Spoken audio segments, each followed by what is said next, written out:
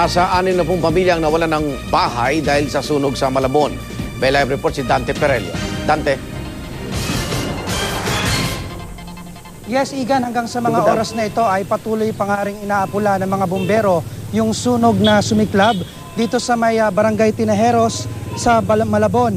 Naglalagablab na apoy, Igan, ang gumising sa mga residente ng Espiritu Street sa barangay Tinajeros, Malabon matapos sumiklab ang sunog dito pasado alas 3 ng madaling araw kanina. Mabilis na kumalat ang apoy dahil gawa sa light materials at magkakadikit ang mga bahay ng mga illegal settlers, kaya agad iniakyat sa ika-4 na alarma ang sunog. Kaya ang mga residente nagkukumahog para makapagbitbit ng kanilang mga gamit.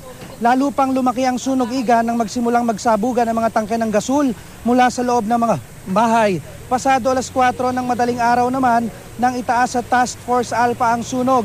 Sa inisyal na talaigan ng Bureau of Fire Protection, nasa 30 bahay o 60 pamilya ang apektado ng sunog at tinataya namang nasa 1 milyong piso ang halaga ng pinsala. At pansamantala munang nananatili sa gilid ng kalsada ang mga nasunugan. At yan ang unang balita mula rito sa Malabon. Balik sa iyo, Igan. Maraming salamat, Dante Perello.